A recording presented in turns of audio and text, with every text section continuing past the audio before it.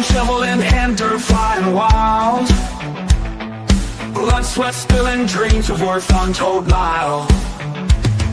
Eyes fixed on them stones, a glint of gold fire burn. Clawing through the earth, tireless hearts won't return. Red dirt warriors chasing yellow gleam in the sun. Battered and bleeding, but we won't be done. For the families back home, hearts heavy with hope. Through ragged dreams and rocky slopes. Mountains with my tales pass through the years. Every grain of sand soaked with dreams and fears. Grit and grim and forging fortune from the rock. Echoes of their struggle ticking like a clock. Red dirt warriors chasing yellow gleam in the sun. Battered and bleeding, but we won't be done. For the families back home, hearts heavy with hope. Through ragged dreams and rocky slopes.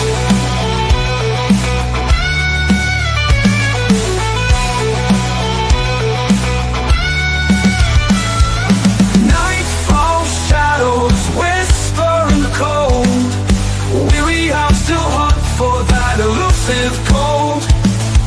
Prayers sent skyward under the star. Red dirt nation driving to get far. Red dirt warriors chasing yellow gleam in the sun. Battered and bleeding, but we won't be done. For the families back home, hearts heavy with hope. Through ragged dreams and rocky slopes.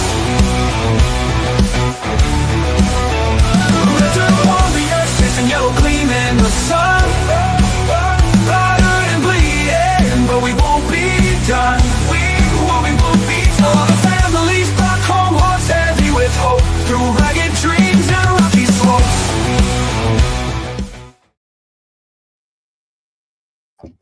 Everybody, hey y'all. Here. We got another special live tonight. We've got our co-hosts, Mr. Joe, Prairie Prospecting, Reg, and we have a couple special guests backstage. He's our resident IT guy, Brian. And then the man of the hour, from Bering Sea Gold, Mr. Steve Riedel. There you go. How's it going, man? Pretty all right. Glad to be here, guys. Cool. Thanks for coming up. Boy, that's not what you wanted to see. There we go. There he is. There's the man. There's the man of the hour. There you go. Yeah. Good evening, everyone. How you doing? Good evening. What have you been up to? When? Last week on Tuesday at 8 o'clock. Yeah, right. Well, let's see. I think the last official act is Bering Sea Gold is I did a ice under the ice dive and Emily's crew with Jane Kilcher there and all that. That was spring of 2022. So it's been 3 years. And I've been up in Anchorage developing a small piece of property that I have. I work here in Anchorage. I'm trying to put in some housing here in Anchorage. That's what I'm doing now with my life. Cool. Yeah. Do you plan on getting back to the show at any time soon? No plan. I'm gonna fly my plane up to Nome in June for the Kiviat, for the muskox fur. I'm going up there and I'm going to help Emily launch, in between getting fur and being chased by muskox, I'll help Emily. Then I'm going to fly over to the Granite Mountains and land at the airstrip there, the old dew line there, White Alice site. And there's a strip there and I'm going to prospect. I'm going to go prospecting. Nice. Nice. Yeah, in June. Cool. Wow. That's gonna be That sounds awesome. like yeah. Yeah. What are you gonna prospect with? Pan, sluice, dredge? Yeah. A small shovel and maybe some hose. It's a tiny little thing, backpack dredge, something I can put on my back. Little Nice. 2-inch. Cool. Yeah. That's more or less what we all do here. I don't have. I'm here in New York, and I was just telling the guys before that I plan on going up to Vermont and looking for a nice small backpack sluice. That's fun. I love doing that. Yeah. Yeah. This is bear country. There's a lot of brown bear. Zeke's dad, as a 19-year-old, 50 years ago, he prospected on the other side of the mountains, and there exists a gold mine there to this day that Zeke's dad prospected for and pioneered. Oh, nice. Cool. Yeah. Nice. Did he let you in it at all? What's that? Can you go in it and? Yeah, it's a gold mine. There's people there. They might not be particularly friendly. Oh, Gold miners usually aren't. Oh.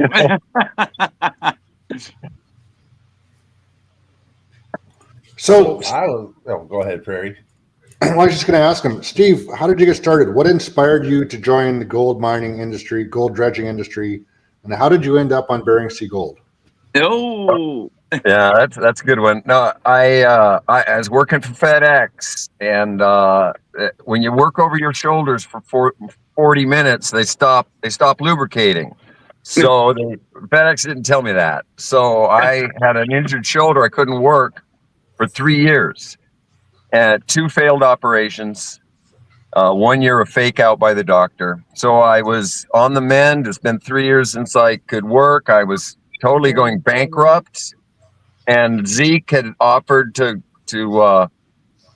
between Zeke and Vern, they had something going. And so I came up there with Zeke and Vern on the Ranger to work building the Ranger. So that's how I started. Zeke was willing to teach Emily and I how to gold mine, but Zeke didn't really know how to gold mine himself, but he had a dredge. So we went out with Zeke a number of times and dove our first dives. Mm-hmm. And 2 weeks into the summer, we're living rough and trying to get by. And someone pointed out to Discovery Original Productions that we were out there and we might like to be on TV. So they wandered over there and asked us, and we said yes. It was Zeke, Grant, Emily, and Zeke, and Vern was asked in a separate group. So that's how it started, right there. How was your first dive? Was it scary? Oh, well, okay. So I was suited up, and Emily was suited up, and Zeke was suited up, and we were out there. We set anchor, and Emily jumped in without much thought, and it was like a 6 mile an hour current. It was a big current, and she started getting swept away, and finally got back on the boat. Yeah, it scared her. It scared me. It scared Zeke. No, we didn't think there might be a current and there might be some issues, And, Oh, geez. yeah. So anyway, so I said, well, I'll go in, and if you expected the current and worked, and knew, it was all right. It was difficult, but it was doable. So I went down and did a practice dive. I don't know if he started the machine up. I think so. I got to practice a little bit. I had no idea what I was doing. Absolutely not. Nothing. Never mined before. I ran a gold pan for maybe 10 minutes in my life. That was it for gold. Oh, geez. Yeah. I had no idea. That wasn't your first time underwater now, was it? That was my first time in a wetsuit. Oh. Wow. Jeez. No, So, the whole thing where you're supposed to never stop breathing, Yeah. that part. We didn't know it. No. Yeah. It was cray. It was, pretty crazy. Would you have? Did you have like a regular like air compressor, or do you have like a nail gun air compressor, or like Was it like all jerry rigged, or was it like good equipment? Eh, eh, his bearing, he had a little motor, and the generator bearing would stop spinning. So he had to go over there every once in a while and twist it so it starts spinning again. Oh, I, jeez. I don't remember the air compressor. I think it was a regular Keen air compressor. Oh, Scrappy's got a question. You still have your first nugget you ever found? Oh, no, not at all. No? I think I sold it. Yeah, I sold it. Hey, we didn't have any money. The first year we were up there. The first couple dives and getting everything, I was running on empty. There was no money. So I was selling all the gold I got. The small amounts of gold I got. And got rid of it and just to keep you going. Yeah, there's not many nuggets on the Bering Sea. It's all ground up before it gets there. There's very, very, very few nuggets. Yeah, small. Yeah. So what was it? What was it like working alongside your daughter on the show? Well, we didn't. Well, the second time, my second career, 2019, 20, and 21, it was fabulous. She's got a great sense of humor, and she doesn't, she can take some, verbal beating and give it right back. Yeah. So it's kind of fun. That's, it's what we do. And yeah, it was fabulous. Great girl. Did she get her beautiful voice from you? Well, that's a shared thing. Her mother is very, very. Her mother is really a rare, brilliant talent in music, and has a fabulous voice. So I guess it's share.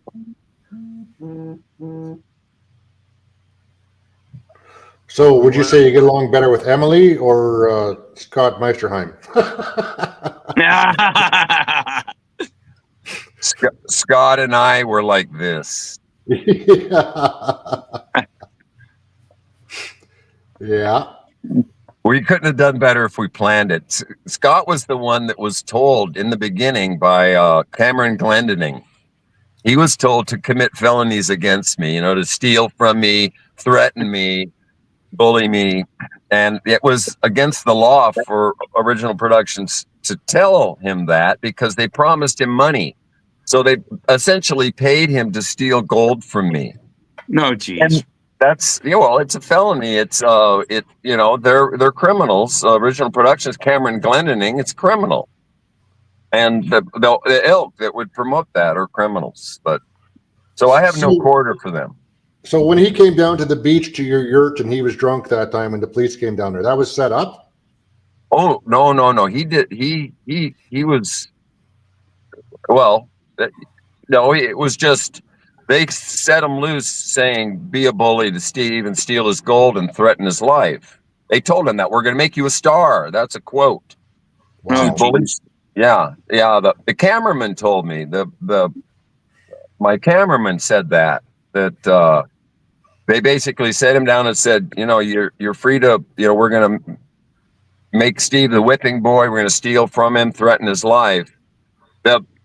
The drunk at the yurt thing, that was on his own. He just was being a shithead. So I tried to throw him off the property, and I didn't have a signed lease. So they wouldn't let me. No, he was drinking out of your cup and everything. It was humiliating. Yeah. Yeah. Who the big loser is? Scott, because he would be making more than Sean Pomeranke. He's a better character. He's more tragic than any of the characters on Bering Sea Gold. He's more, a fun bully. A fun bully. He blew it. Yeah, he blew it. Yeah. He was, and if he had kept a lid on it, otherwise I was going to have to shoot him sooner or later. Jeez. Was that was the first season, right? So they were trying to get that show up and going and all that because I know recently in the since I've been on since 2020, the shows they don't do anything like that anymore. Everything was like 100% legit, and they just go out and like film and do whatever. I wasn't there before 2020, but I know they changed like Oh yeah, managers, well, show production and stuff. yeah. But yeah, I wasn't there for the beginning, but I guess I heard some crazy stories about the beginning. The last time Oh, I yeah. saw you on live or on Emily Rydell's show, you were moving her. She got evicted off her property, and you were moving her gold shed, and there was Shed, all kinds yep. of gold and dirt in the floorboards and stuff. Do you work with Yeah. her quite a bit? Well, no, that was the first time that, you know, because she kind of had an emergency. The property on the land that she was leasing had all her stuff on. She lost that unexpectedly. It was a sublease, and they sold the property, and Emily did not win the bid, and that was the end of it. So she had to get off. Oh, wow. Yeah, she had no one was happy, you know, except for the guy that won the bid. But yeah, a lot of, you know, 2 people had to leave, bunch of stuff. Yeah. Okay. Scrapyard's got a question. What kind of cleanup sluice do you use, and what mat do you recommend for Alaskan gold? Someone's mistaking me for a gold miner instead of a TV gold miner. No, Okay. well, hey, Sorry. it's a question. I got to, you know. Yeah, I Scrappy's know. No, I'm all about it. Look, I follow. I use whatever you're using. You know, I bought miner's moss, and you know, and Grant, the red-haired guy that didn't make much TV, but he's still mining and he's very successful. He was the sluice box guy. He built the sluice box for me. So I didn't get my fingers in that end of the business very much. I was too busy making TV. Seriously, was. That's a lot of work. Whatever somebody threw in the box, you were fine with, huh? Yeah, I looked at it, and I know basics, and it looked just like every other sluice box I ever saw. So I was okay. Looks just the same. Yeah. Okay. So When you did when you cleaned out the sluice box, did you like run it through a gold cube, or did you put it through like a little mini sluice box, or pan it, or In the beginning we panned it. Yeah, we panned it. We did it the old-fashioned way. Oh, it was miserable. Hours and hours of panning that wonderful black sand, and I hated it for years. I hated panning. And then I started getting better at it. Here, this last shot, working with Seek, and as top guy, we did work, and I got better and better at panning, and then I started really enjoying it. I like it now. Awesome. Before it's it was kind just of a Zen thing, isn't it? Yeah. So well, what's your favorite part? Oh, go ahead. Sorry, Steve. No, go ahead with the question. Yeah. No, I was just going to ask what's your favorite part about being on Bering Sea and learning how the prospect was. Okay.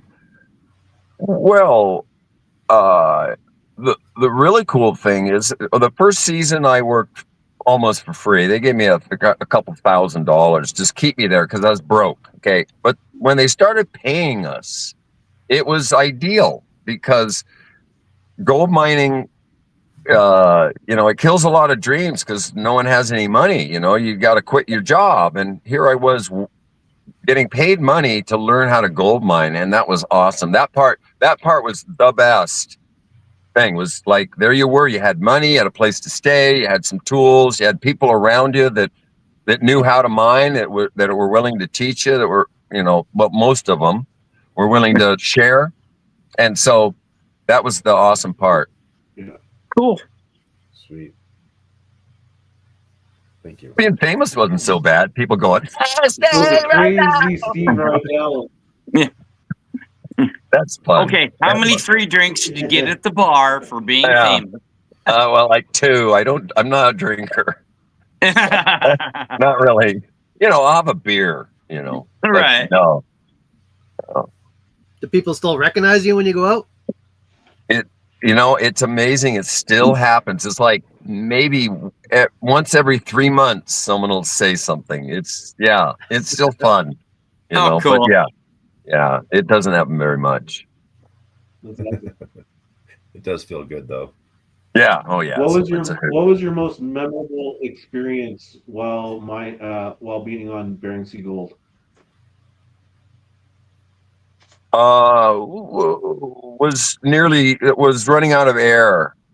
Running out of air under ice, Yeah. the very first ice season. Zeke went down for like 6 hours, and then it was my turn. It was basically we were beta testing, and but running real good. There was still problems. Putting that engine inside the building, inside that yurt, was a bad idea, and we had a lot of trouble with it. But anyway, I was down, and my mask froze up, and I was at 80 feet out. We had 85 feet of pipe. Wow. So I was about 80 feet from the hole.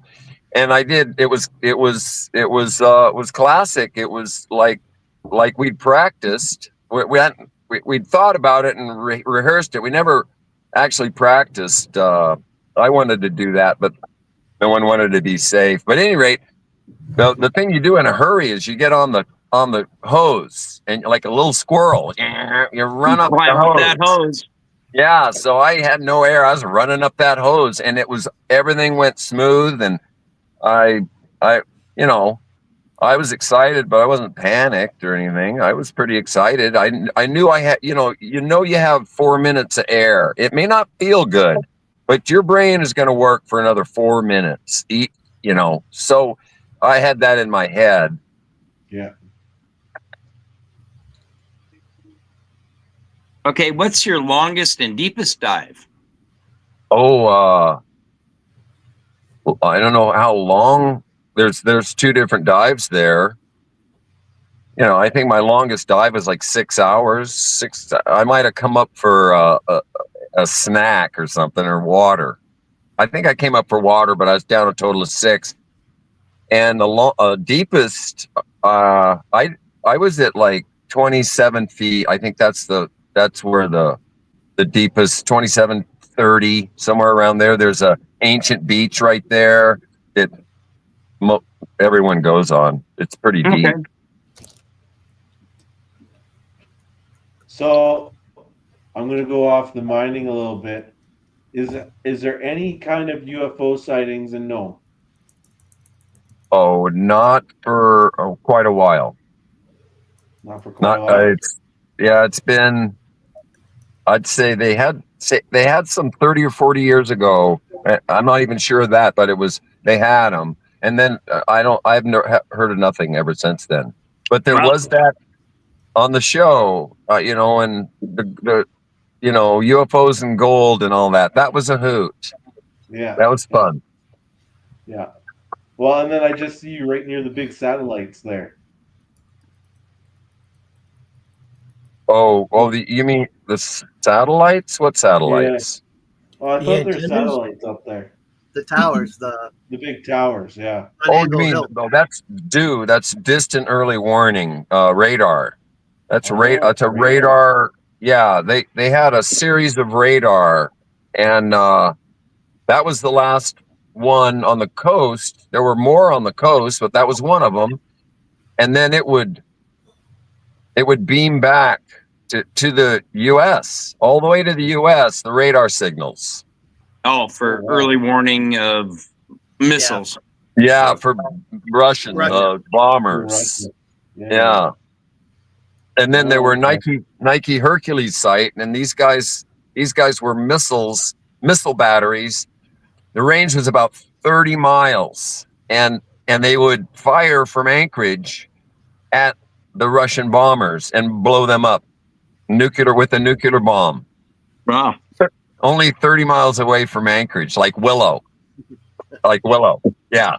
Where I own land now. I own some land out there. They had blown a nuclear bomb right above Willow, trying to get rid of the Russian bombers. Wow. It was quite a deal. Jesus. I know. Wow. What were they thinking? So how was your relationship with your daughter now, is it better or worse with going through Bering Sea Gold? Well, it's certainly different. We were, we all had a common, another common, very important Goal? interest. Making money on TV, making TV, and so I think we parlayed more. We talked about that issue more. A lot, and more than if it didn't exist, of course. And so it was a different relationship. It had the father-daughter thing, but it also had the let's make TV, and that was cool. It was special to work with her. I've never worked like for money with any of my children like that. But we get along great now. I mean, she's a busy mom, but I still see her. Okay. Yeah, I go to Homer all the time. Awesome. I got a little house How's- down there, tiny house. You ever visit you're Vernon and grandpa Homer? now. I wanted to visit Elaine, who lives with Vernon, and I'm scared to death of what would happen if I saw her. What are you doing with my daughter? Yeah. Well, no, I have no interest that way, but just me and Vern should stay away from one another. He, Original Productions encouraged him to be a shithead to me, and he took full reign on it. And there was a time when we worked together that last winter. It was not winter. It was late fall. Remember? And I was trying to do those dives. We were trying to get a dive, and it was just bad weather after bad weather. And Vern would how he gets off when he's mad, right? And then he starts telling me to be there. He said, like, when the bird first chirps in the morning or some ridiculous thing, and they're like, be there at 9 o'clock. Well, he shows up at noon. What's this be there at 9 o'clock stuff? He was totally out of line. He just wanted to spout his mouth off. That's all he wants to do. Doesn't want to say anything. So I'm going to veer a little off of the gold show too, just because this is my last question. I've got strep throat, so I'm jumping down. Are there any minerals you like to look for besides gold, and what is your favorite, if so? Oh, well, I never have. It's just been gold, but I've heard of like some anthracites that are across the Cook Inlet from Homer, and I heard there's a place you can go mine them, and I think that'd be fun. It's adventurous, But I'm just a gold miner, a TV gold miner, anyway. Yeah, I get you. If it came up, would you do another show if someone asked you? Oh, absolutely. Oh, yeah. Absolutely. I'd have a ball too. I'd work with. I'd even work with Vern. But that's probably out of the question. But with Zeke or Sean or, I don't know who else. Chris the Kelly McCauley's out boys. there. The Kelly boys are out. Henry. Macaulay. Macaulay's great. He's a great guy, And, But you work for your daughter. I'd work for Emily. I'd work for her. I'd top gun for her, I just facilitate. Get fuel. There's lots to do. And I would really like to work with someone that was building a remote, because I really strongly believe that the real gold is at 60 and 80 feet. Those two ancient beaches, one at 60 and one at 80, and that's where the gold is now. All that other stuff has just been thrashed so much, and there hasn't been any really super big storms. So I think the future is in the miniature submersibles. Yeah, That's where crawlers. everybody's going, is with those submersibles, hey? Vernon, the Kellys, that's all I keep hearing about, submersibles. Did the Kellys get their submersible going? Yeah. Did it actually beta test? Did it test? Oh yeah. They didn't show last summer. They didn't show that on TV yet, so they're going to air that season pretty soon. But yeah, all last summer they're out with their crawler. Yeah, so the Kellys, they were using the all in, and I don't want to spoil anything, but yeah, they ran the crawler most of the summer. Why not? No, Why they not did. spoil? Yeah. Oh well, they didn't show the show yet. I probably shouldn't spoil the season, you know. Oh, you're fine. Well, we'll keep them in suspense. You always have to. But yeah, he used the crawler, and then Macaulay's gonna get a crawler for this new season. So Macaulay will have a crawler. Chris Kelly will have a crawler. Vernon bought a crawler, but he hasn't used it yet. He bought that the short bus or the ex-wife. He called it the short bus, and then Discovery was like, "Yeah, we can't call it that on the TV." I was like, "They're like, you can call it that, but we're gonna have to beep it out every time you say short bus because you know it's not really correct." Because it had like a one of those short school buses on top of it as like a man section. So he was like, "Oh, this is awesome! This is the short bus." And then I was in the other like, "Well, we ran it by legal and blah blah blah, and you know, if that's what you want to call it, you can call it that, but oh my god." We'll have to beep it out, and you know, like no. So he called it the El Dorado. So he, but anyways, he has that's 18-inch crawler, the El Dorado. But then he never used it. He bought it. He was gonna use it, and then he decided that it wasn't running well. Like it's not set up the way he wants. So he's in the works of getting a crawler going. So, and then no, that's it. Just so those three people are working on crawlers: Macaulay, Vernon, and Chris Kelly. Nice. But yeah, that's the next big step is the crawlers. And I heard even Emily, she's getting a new lease. I believe I saw her mentioned on Facebook. So she's going to get off 14. And I think she wants to go deeper as well. And I saw a post on Facebook too that she's getting into nitrox, which means she's going to go over 32 feet. So I think everyone's going deeper for next summer. Yeah, she's got nitrox. She announced that on Facebook that they all learn nitrox system, and I don't know. Sounds great. Be down there longer, and the gold's down there. It's down there big time. Everyone's going deeper.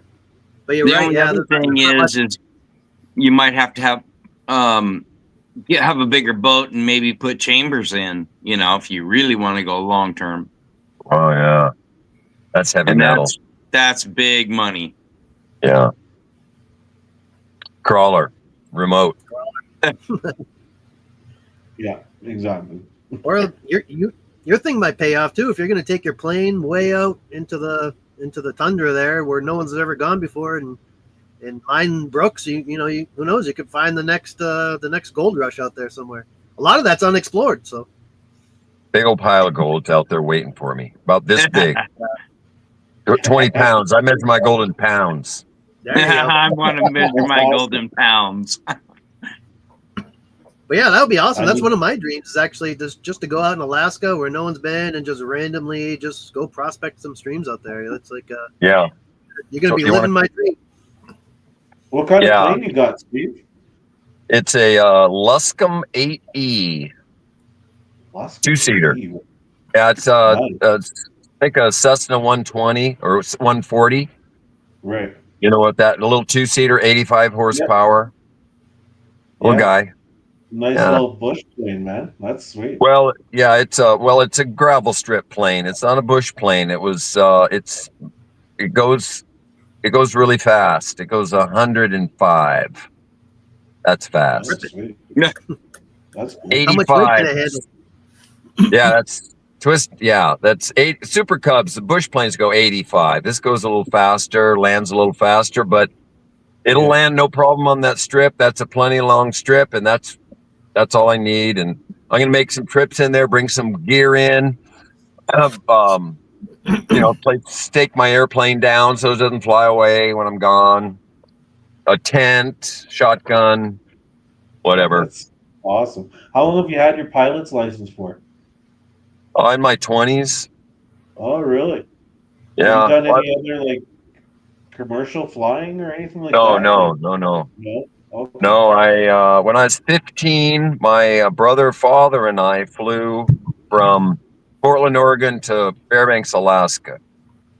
Okay. And that's kind of when I learned how to fly, was on that trip. I was 15. And then I flew from, when I was 22, I flew from Anchorage to Fort Worth, Texas.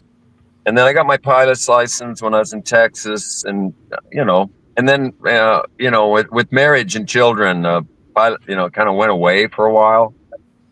Right. Yeah. You know. Yeah. Oh, that's sweet. And now you're gonna Never live the flew. dream. So is it cheaper to keep an airplane up and going or a helicopter? Oh, a factor of 5. Helicopters more expensive. Is it? Okay. Oh no, it's Yeah. and you don't never know where the wing is on a helicopter. It's up there flinging around. You have no idea where it is. My God, why would you want to fly one of those? Because they're fun. Right. Oh, yeah, right. They are. I've Till they flown crash. a little bit of them. I got about 100 hours in a helicopter. So Oh, nice. Oh, yeah. I my survey career spent a lot of time in helicopters, and that was the Vietnam guys, and they were bad those boys. guys are insane. They were animals. We'd go 50 feet over the deck at 150. 50 feet. And of course, I was going to live forever. That was my I'm going to live forever phase of my life, Oh, yeah. which is thankfully over. Yeah. So Nick, Prospector 406 is asking, of all they showed on of you on TV, how much of it was misconstrued? Oh, well, I'm not lazy. They had that scene there on the Ranger, and I was waiting on the diver. I had an hour. I all dressed up, waiting on the diver. So I just sort of snoozed. I'm not lazy. I'm not a lazy person. Okay, If but it's your turn and you're next in line, what are you gonna do? Hanging out. And so TV made it like, oh, this lazy guy, and that was when one other Vernon's boats, the one with the huge pontoons, it blew a jet, and so it was forcing all the gold back into the ocean. That was part of the scene, if you remember. Yeah. Oh, jeez. So do you see prospecting as more of an art or a science or a blend of both? Oh yeah, the prospecting is that's another beast entirely. Either underwater or on land, because you're looking out for future times. You're not getting into it. So if you find gold, you just move on, right? That must be frustrating. I've never done that.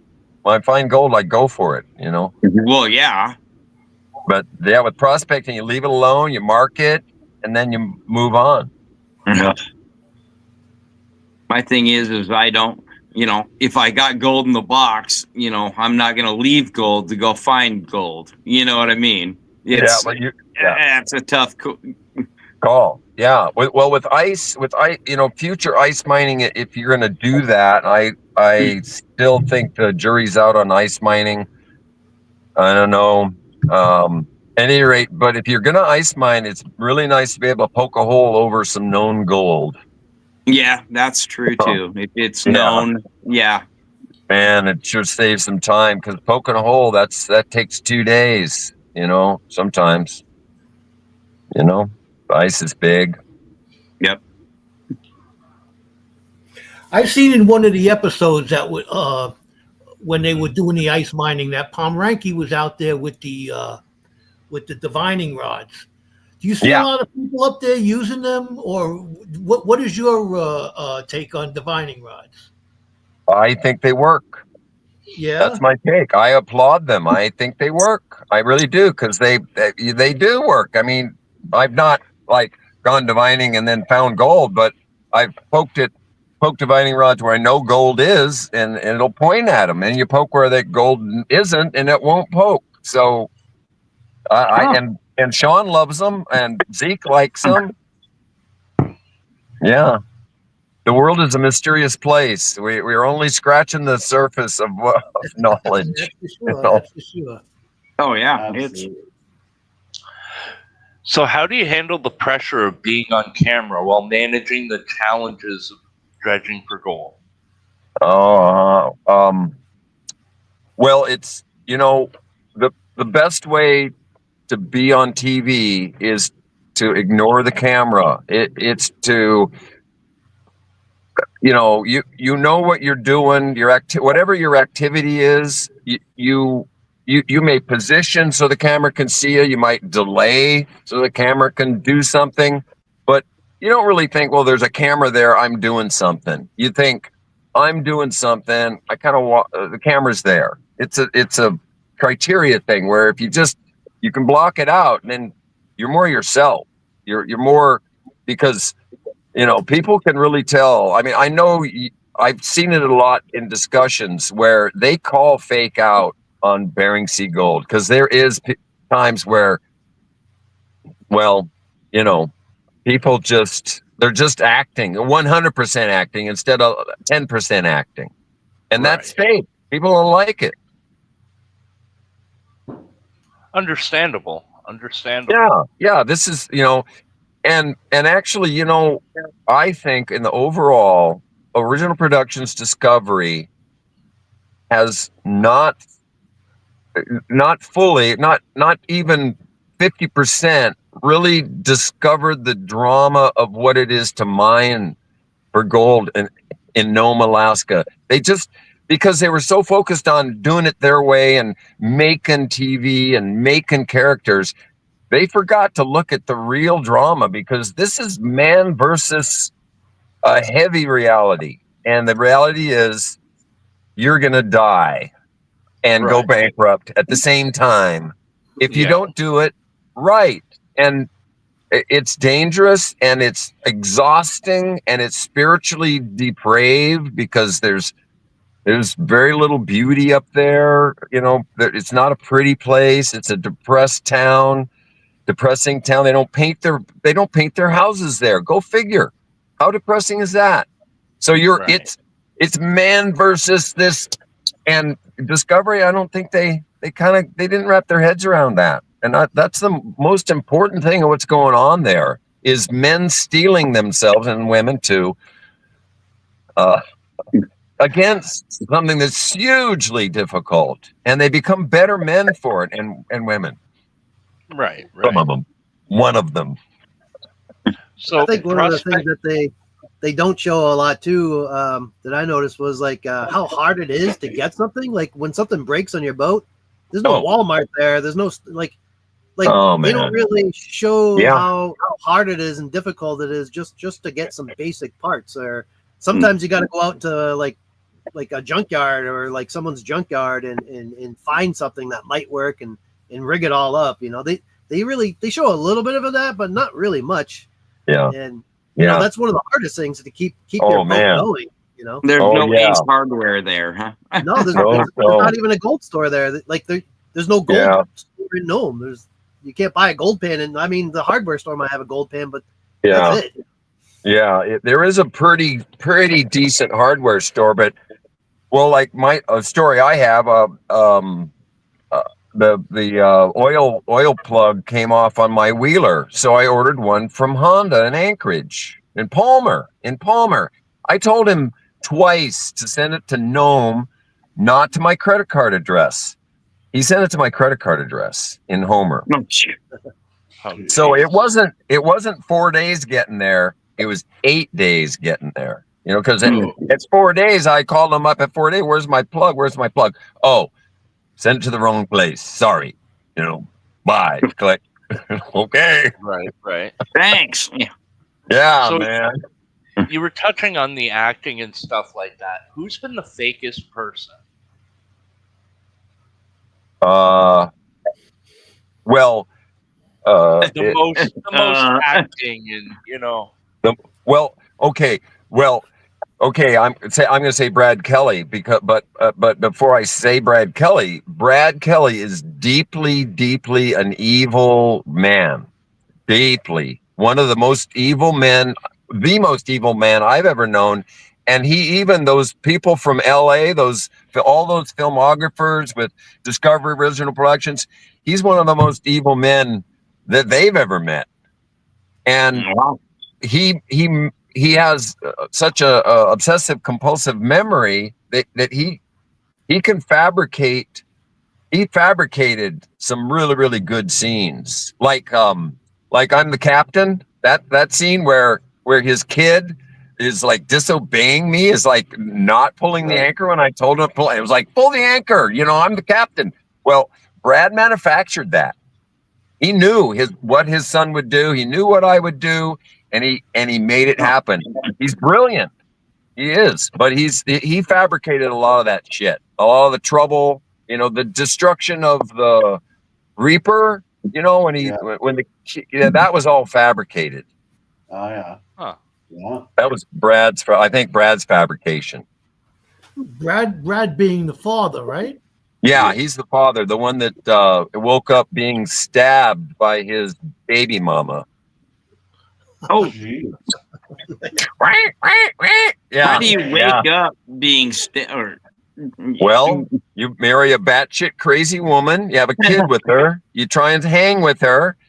She's batshit crazy, and then one night she gets a knife, and you're just laying there. Yeah. And then she starts stabbing you, but she's not smart. She doesn't do the throat. Do the throat. Don't stab it. We're in the not chest. advocating. We're not advocating killing anybody. No, I didn't say that. I said if you're gonna do something, do it right. And it's the throat, or underneath the rib cage. Go underneath the rib cage and up. But anyway, he got twist, yeah, and twist back. Yeah. And remember, Okay. folks, Yeah, that's how you kill him out. remember, Yeah, folks, something this happened is because, not sound medical advice. The last time he got Remember. in trouble, so he had to do community service, right? So I was up there at the grocery store, and I go in line with my groceries, right? He was bagging my groceries. He worked at the grocery store, and I think it's because he had to do community service and get a job, because court order or whatever. So he was bagging the groceries at the grocery store. Hey, All right, community service is community service, Yeah, and the most real person I think is Sean. Is Sean Sean? Is Sean? I think it's Sean. John He's Pomeranke. just Sean. He's just Sean. He's just Sean. I'm Sean. I've got so many piles of gold I lost count. Sean. Wait till you see the new season, man. He rips Oh yeah, at I Oh, know man, what he he- did last year. I know. Oh, yeah. I can't Yep. wait till you guys see it. This is going to be cool. Bricks of gold. Bricks. Bricks. Okay, well, here's one off the wall. If you could go anywhere in the world for your bucket list to gold mine, where would you go?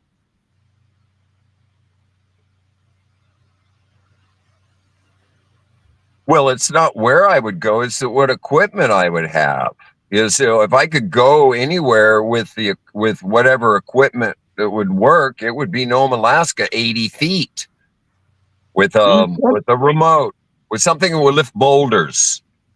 You lift boulders out of the way, you move them 10 feet, move a series of boulders, mine the shit out of it.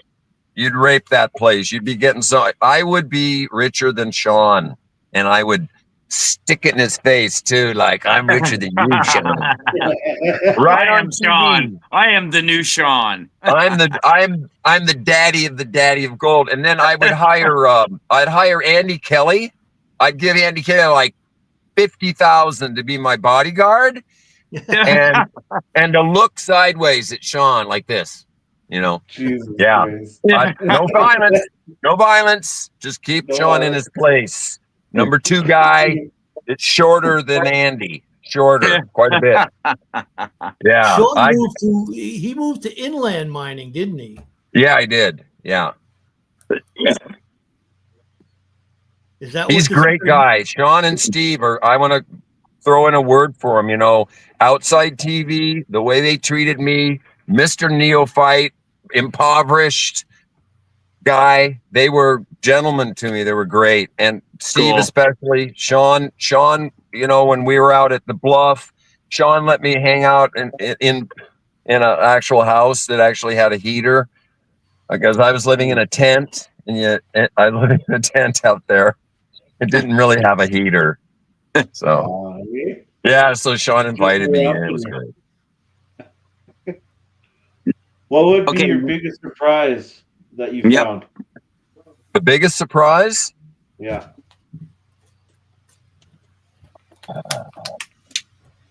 Well, it's also my best dive. There was an area that Sean had left. It was kind of triangular, about 15 feet on a side. And the whole thing was covered in gold. The whole thing. I came down there. I stuck my nozzle in before I was even like looking. Stuck it in. I'm looking around. And I'm seeing the windrow on each side where the shovel missed this area. And I got 3 ounce. I got so much gold, and Zeke's engine was way overpowered for the hose, and gold was bouncing off the sluice onto the deck. I was bringing so much up. Yeah. And so I came up I was in about 40 minutes, and I came up and I said, Zeke, there's a lot of gold down here. Should I take it all? We don't think I'd let him dive, you know? Yeah. And he thought that like I was going to leave the gold down there, and that wasn't the case. I was just sharing, you know? And he said, no, get down there. So that was it. It was my only like 3 ounce dive my only decent gold dive. I mean, really. And that was one of my first dives ever. It was awesome. Cool. Yeah, it was great. It let me last another month and a half down in Nome when we were trying to make TV with that first season. It really boosted my money supply because I was pretty broke. How's your relationship with Zeke now? Because I know him and Emily were dating and all that stuff. Yeah, well, that was a long time ago. That was more than 10 years ago they dated. I've known Zeke since he was 2. So I'm kind of an uncle. Yeah, I've known his father for 50 years. Zeke's dad. Yeah. So Zeke is his own man. Yeah, Zeke is very hard to communicate like your reality. He's got his own reality and he pays attention to it, and your reality is really in another dimension. It's not really there. So that part. So I keep my distance from Zeke. I love him dearly. He's like a nephew, but he's his own man, and he's got it going right there. You know. Yeah. He's a mad scientist though. He is a very smart guy. Like, holy. When it comes to different types of machine, no. Yeah. Well, guys, I'll tell you a story. Okay, so he was doing the Black Swan, right? And they were trying to get me as much as possible, you know, involved with the TV and involved with Zeke, but he was doing the Black Swan. So I came, it was in the water. I came and his pump, he was having trouble with this. He couldn't connect the hoses up to his pump because the pump was wrong. So I was there for about 6 seconds. No, this is a true story, guys. I don't, you know, look, you know, Zeke, his thinking is blinded. He does. That's one of his problems. Focused on one thing, not the whole situation. He doesn't see it anyway. So I rotated the pump 90 degrees. I said, Zeke, do this. I rotated the pump. Everything worked. You know, he's got his. He's a mad scientist, right? He's not mad, and he's not a scientist. He's never been to school. He's an okay fabricator, you know, but his talent, I mean, that guy's got incredible prescience for the future. It's something that Discovery, you'll never see it in Discovery. You'll never see it on the show. It's not something the guy can make meaning and can predict trends in the future. I know that's pretty off the wall saying this about him, but that's where he's a genius. That's where he's got incredible talent and a very rare talent. He knows what's happening. He can see what's going to be happening in a year or 6 months, and this is all making sense. This is going to happen in 6 months, a year. That's Zeke's genius right there, in a nutshell. They did pretty good last summer too. Yeah. So if you guys don't know, Zeke's on a 14-inch dredge now called the Synergy. It's 14-inch nozzle on the thing, huge, massive. Holy Christ! Yeah. So last summer Zeke was running that, and they did really well. They went into this. I won't spoil too much, but they went to this really cool boulder field, and they were kind of, I don't know if you follow like Emily, but where Emily is, they were mining on Claim 14 too, and I don't think Emily really went into that boulder field before, but Zeke went in there last summer, and he was undercutting these gigantic boulders, and like they would fall on one side, and then you go to the other side and undercut it, and they were doing really well. Isn't that boat that Sean owns that he's using? No, he owns Or was that the Sean's season boat? before? No, who owned the Wasn't Synergy? he on the sailboat at one time?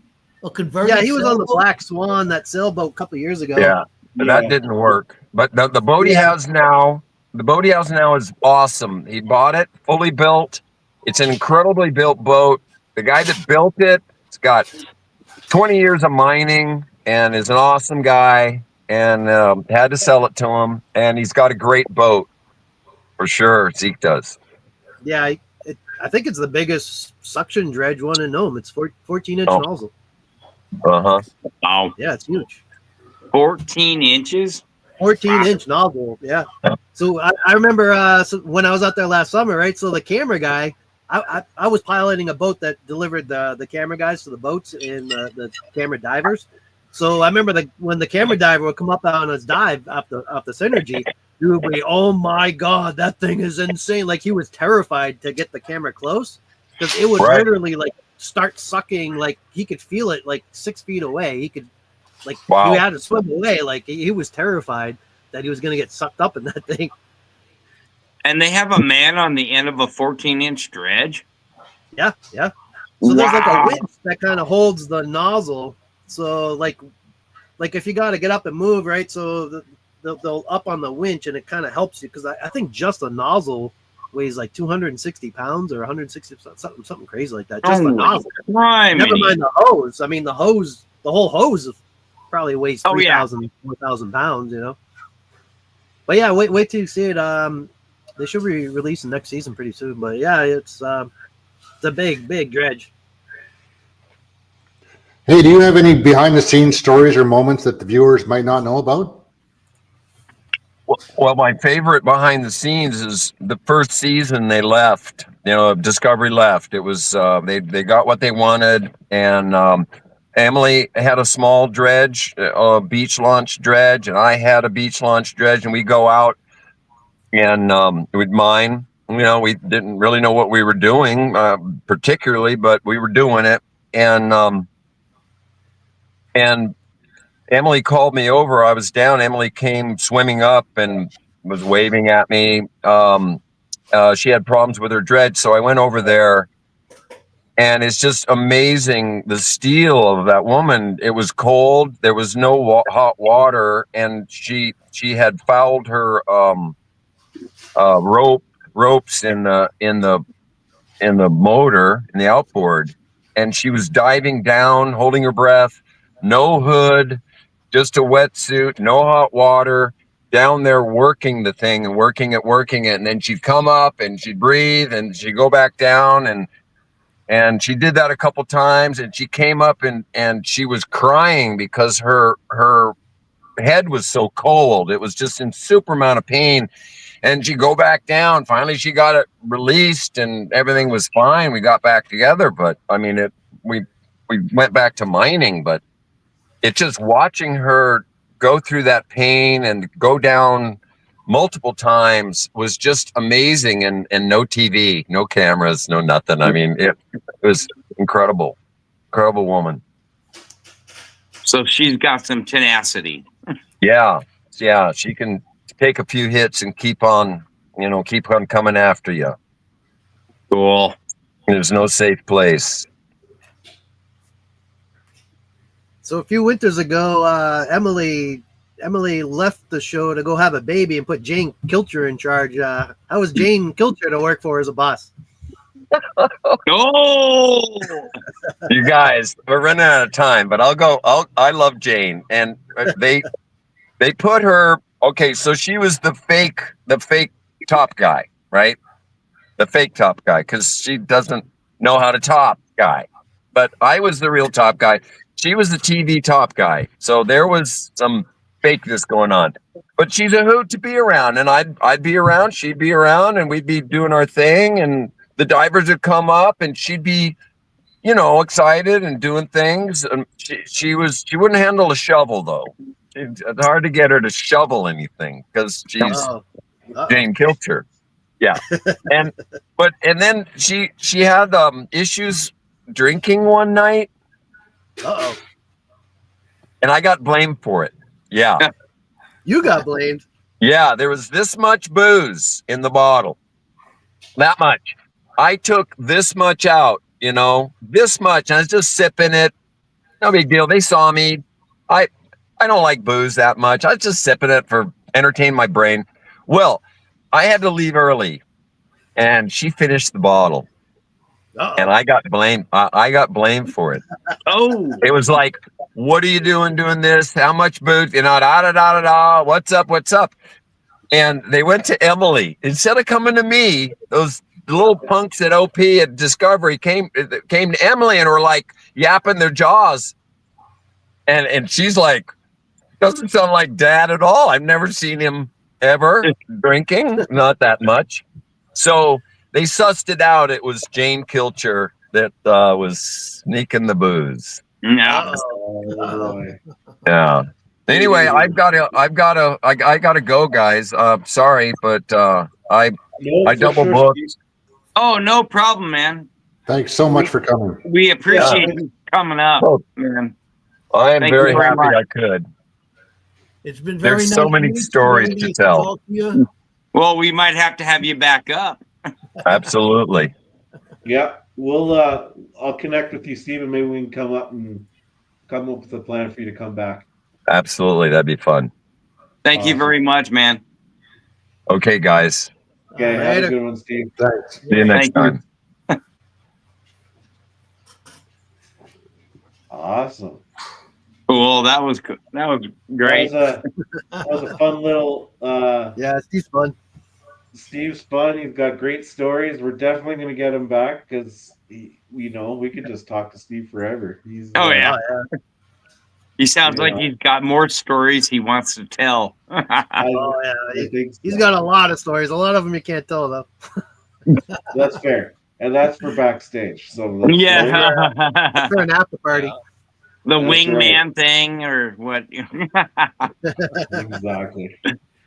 Vinyl records. We won't get into that. But it's cool. Steve's like, what you see is what he is, like on TV and, in real life. So that's kind of cool, Hell yeah. He seems like he's got a lot of things going on with property development, a little prospecting up here, there, and everywhere. So he seems to be getting along pretty good. Yeah. No, he's cool. Yeah. Oh, Yeah. He's doing some real estate things going on in Anchorage or whatever. And he flies a plane and Yeah. Is he he's gonna get back is into, he mining at all or just doing the real estate thing? just right now. Yeah. Just doing real estate. Hmm. Like you were saying before, I don't think he never gold prospected, he was, just kind of hopped into it to help Zeke out or whatever. And then they did the show and then just hopped into gold prospecting. So I don't think he was really into it, but now as he's getting older, I think he's actually becoming a real gold miner and wants to actually go out on his own, I was kind of under the impression that he didn't even have a diver's license. No, he Nope. doesn't. No. Nobody, not very few people in Nome actually have a diver's, like a certified diver. Nope. Like I said Really? before, nobody even asks. Like if you get hired to be a diver, they don't even ask if you have one. Like it's not a thing up there at all. Like anyone. And I would They don't think even have. I would think even being under the with the Discovery Channel, being that they No, have, because they have nothing to do with it. They're just there to film. They're just there to film what happens. Like because you're not working for Discovery, you know. So you whip out a dive license or anything, and does that help? No, like Vernon. I've heard Vernon do a few interviews, and some people were like, I'm a master diver, I'm a construction diver, and he's like, F you, get out of here. Like that usually hurts you because those people are like very arrogant about diving, and like nobody cares about your diving ability in Nome. They want you to get gold. They want you to be a gold miner. Like you're 10 times more likely to get the job if you're just like a river dredger on a 4-inch dredge coming from wherever. You're 10 times more likely to get that job than a commercial diver, because those guys, like, that's all they focus on is like, I'm a good dive. Like like they focus on diving, and diving is like nothing. Like you just put a mask on, go to the bottom of the ocean, and you need to find gold. Like diving, it's not really. I'm just saying, like up there in Nome, that's the feeling up in Nome. Like that's the way it works up there. Like okay. Well, like nobody asks at all if you have diving experience. It sounds to me like when you're diving up there, they don't go past 30 feet, so you're breathing. You're just running regular air from up top side. But now they're going to have to go into the nitrous oxygen. Right, it's starting to change now. So like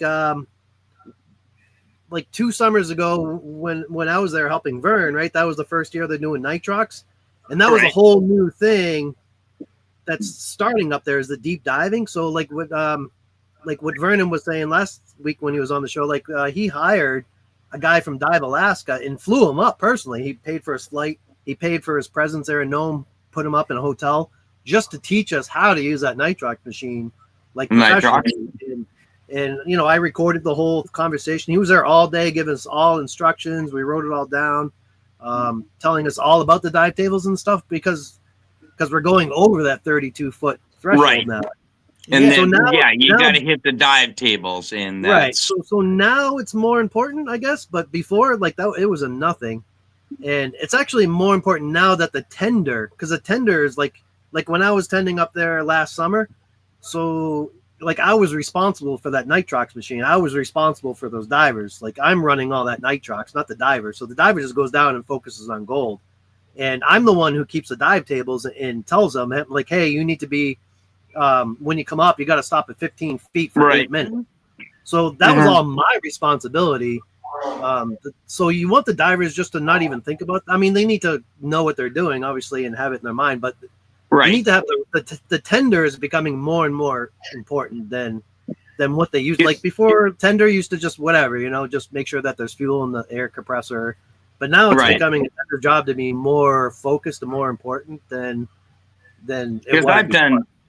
I've done heliox, so with that nitrox, you can still stay under there for 4 to 6 hours. Yeah. So we were doing it safely. Like you could do it for like 4 hours. The tables that we were doing, but we were doing it for 3.5, just because the tables weren't meant for a gold dredger. Like when you're down there, like you're working, moving rocks, you're breathing really heavy. Like your muscles are going. You're absorbing more nitrogen. Like you're not just kicking through. Just you're not breathing slow, a regular scuba diver. Guy. You know what I mean? Even if you're welding underwater, you're breathing slow. You're not worked up. But if you're down there and you're moving rocks and manhandling this nozzle and then grabbing a big rock and moving it, and like you're breathing, you're running out of breath sometimes. You're breathing in way more air, and you have to stop. So we moved the timetables to 3.5 hours. So technically, you could do like 4 at the depth we were doing and everything, and do like repeated dives for the day. But we decided like 3.5 was better, just to be safe, And then you hit your your so you would have to be or up. C or whatever, on the backside of your dive. You couldn't go back down for 3.5 hours too, so you had to be up as long as you were down. Right. And then you got to breathe that out. Yeah, you would have to off gas for it. So if you dive for 3.5. And the next guy went for 3.5, then you can go for another 3.5. Right. But that was just being a little bit extra safe. You can go a little bit further on nitrox, but like I'm saying, when you're working really hard, you want to be a little bit safer on those tables. Yeah, because the dive tables aren't made for heavy working, like people who are down there working hard. The dive tables are just made for a nice, calm, relaxing dive. You know, not breathing. Yeah, just swimming around, looking at fish, or Right. you know. So yeah, things are changing up there as far as like the depths and stuff like that. Because before everything was under 32 feet. You can go 18 feet, just dive down. I mean, there's still quite a bit of gold out there, but you're not getting an ounce an hour at those depths. You can easily go anywhere in Nome and almost get like a quarter ounce an hour just dredging wherever. And for some people, with the price of gold now, that's probably pretty good. Yeah, sure. But I mean, you know, the fuel up there is $7 a gallon for diesel and gas. Like it's expensive. So most people need to at least get an ounce an hour to make the operation valuable, or you know. Is there a chamber up in Nome?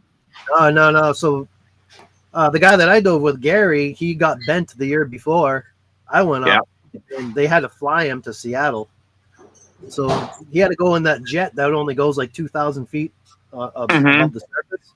It was like a $200,000 flight to Seattle. And I got. I've chamber. been bent twice, so. Yeah, the closest chamber is in Seattle.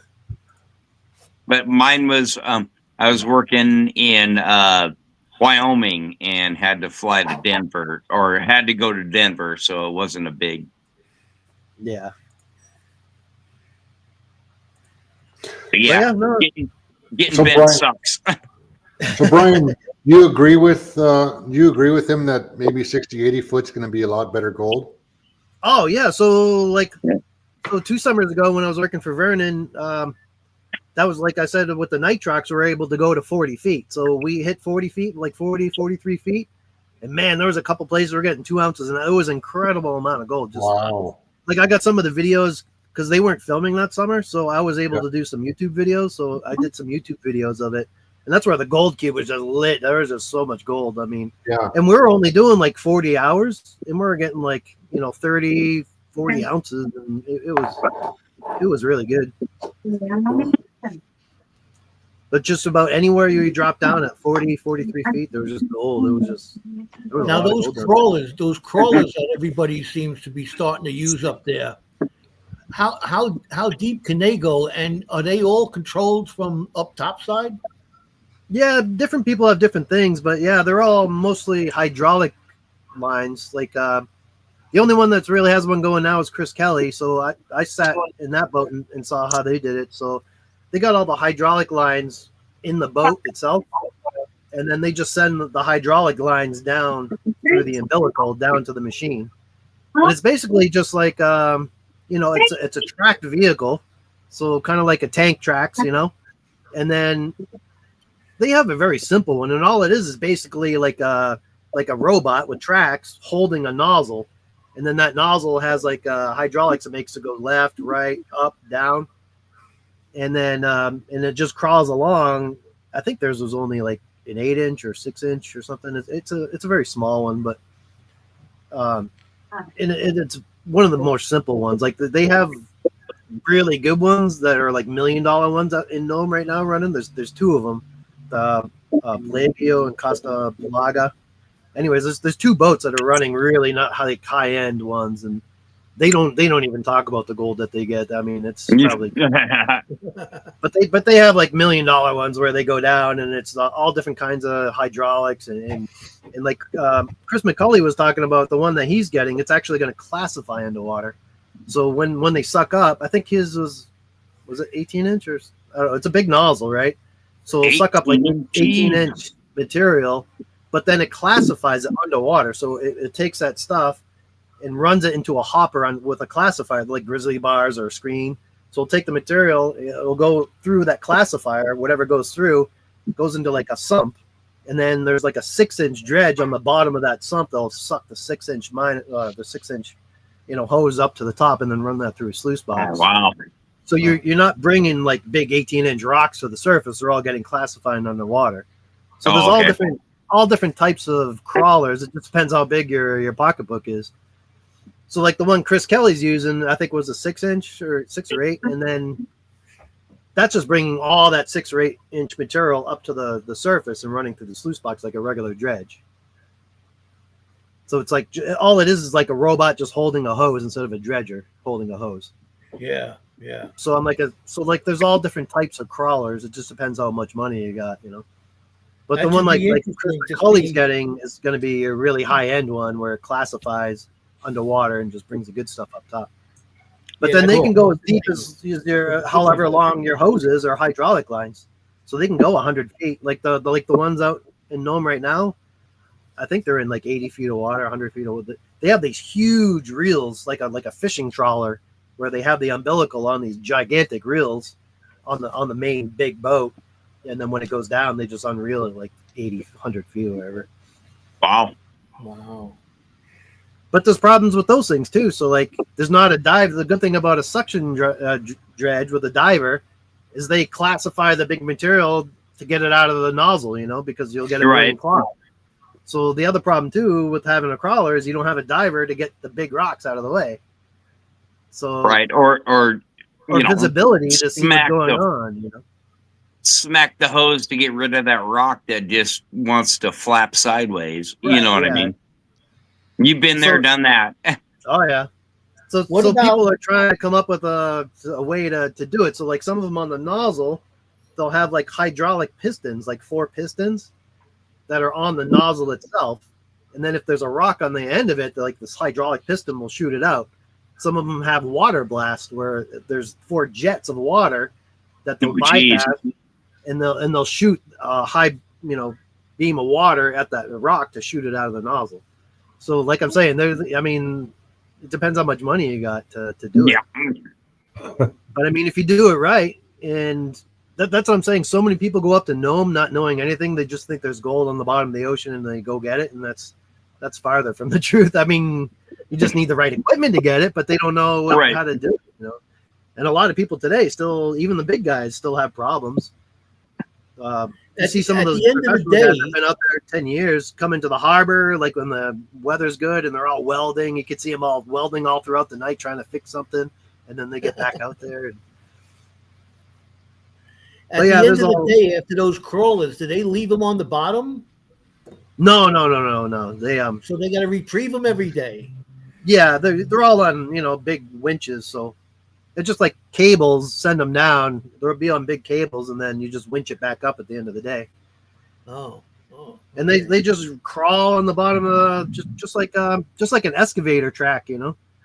Think of an excavator without the top part, just the bottom part. And that's some people even tried that, just an excavator with no top. Take the top off, and it's just a crawler, and it crawls around, and then you just put a dredge nozzle on it. Is basically kind of what it is. Oh. Mm-hmm.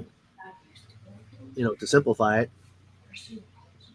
And some people are thinking about actually using excavators, like smaller ones, and having using the arm underwater, have the whole thing underwater and use the arm and use that to like replace a diver.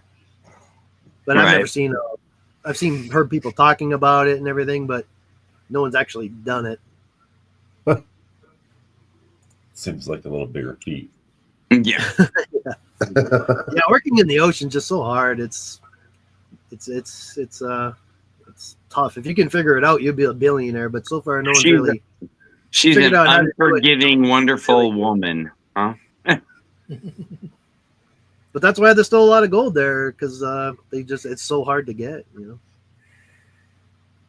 So yeah, all the stuff close to shore, yeah, it's getting mined out because it's been mined for a long time. But like I said, you can still go in the ocean at 18 feet, 20 feet, 12 feet, and still get 1/4 ounce an hour. But it's just not going to pay your bills to live up in Nome. Right. Gold Hunter 77 asks, how many grams a day do beach miners get on average? So yeah, that's another tough thing too. So when I was doing it, it might take you a day or two to find like a good. You can do a pan on the beach and get 50, 100 colors in every single pan, but they're super small little micros, right? So you need to go to an area where you can get 300 or 400 colors in a pan to make it even worth mining. So it might take you a day or two. Like I'll do 200 or 300 pans. I'll just take the car. I'll go out maybe a mile or two and then just stop the car, and then I'll walk 100 yards to the left, walk 100 yards to the right, and just do like a pan every 10, 20 yards.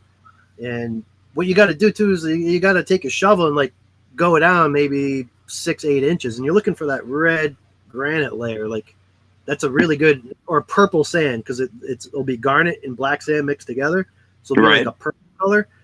And if you can find the purple stuff, that's really good. Not all the time. Sometimes you do pans of that, and there'll be no colors in it for some odd reason, but normally there'll be like some good colors in it.